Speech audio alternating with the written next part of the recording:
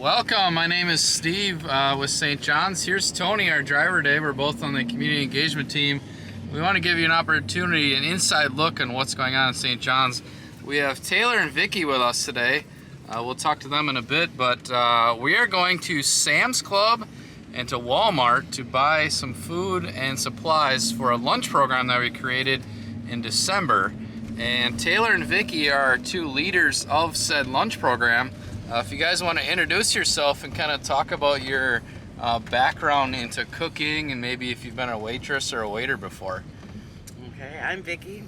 I'm been in food industry for probably close to 10 years, on and off. Starting out as waitressing and then moving into cook position, and both in restaurants, nursing homes, that sort of thing.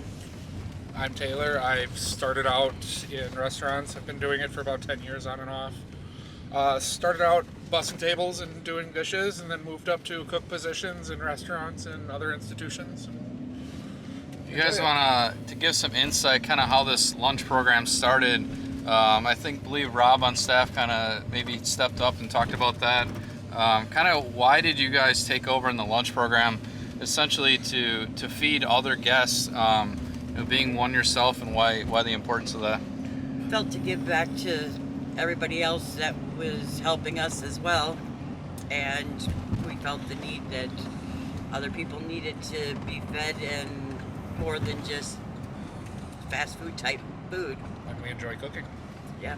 You do. I have seen the cooking and the food down there, and it is excellent, primo. I think it's important because you guys take on the budgeting, the meal prep, all of the cooking, kind of all of that is tied in. So today's a Friday. We're headed to Sam's Club and to Walmart. So we have kind of what's on the menu for next week.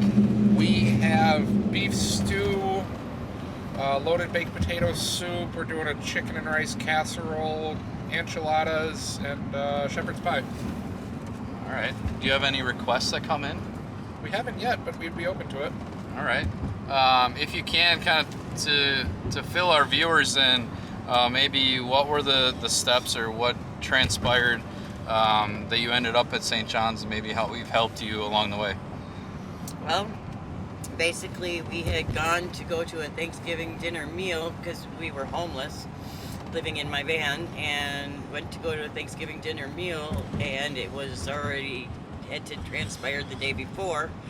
Van broke down when we went to get back in it, and we went to St. John's the day after and have been there since. How have you felt the maybe some of the services or programs have kind of got you on that path to where you want to be? 100% grateful. Oh, yes. It's honest, kind-hearted. There's no agenda. Just people that genuinely want to help. That's much appreciated. It is. One thing I can appreciate about these two guys is they've stepped up in a leadership role to really take on the lunch program. What's the view or your thoughts on being a leader in the lunch program and just other things around the Micah Center and shelter? Well, I've noticed that taking on a leadership role has given me myself back. I don't know about him, but right. I feel like I'm worthy of something again. Or myself, gives a purpose.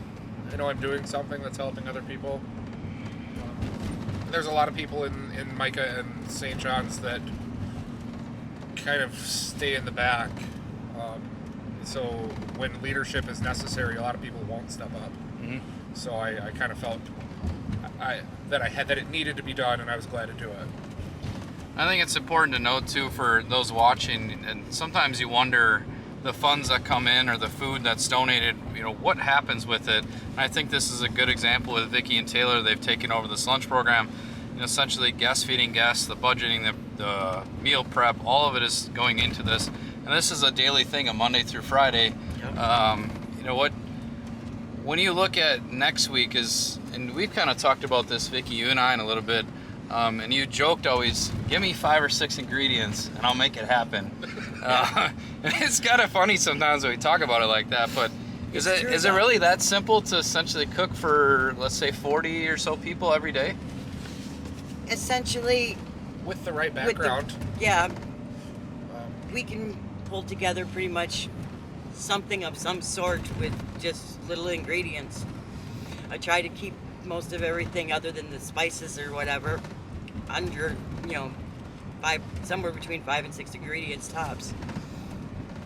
and we were budgeting what, $1.50 a meal?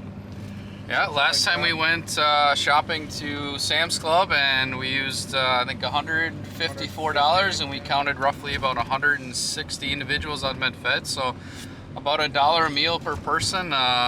Today we had soup and sandwich, so it's those type of meals. But we'll be back after we stop at Sam's Club and Walmart and kind of fill you in on what we bought today. And we're back here at the Micah Center after we went shopping at Sam's Club and Walmart, and we have onions, potatoes, we got some salad that we got going on here. Vickie's putting that away. We have the broccoli, green beans, corn. We got some. We need some strainers and a couple other items. So if you have supported us donating food or financially, we greatly appreciate everything. And stay tuned for part 2 of our lunch program mini-series, and we'll be back here with Vickie and Taylor maybe next week or the week after, and we'll go through a day of cooking.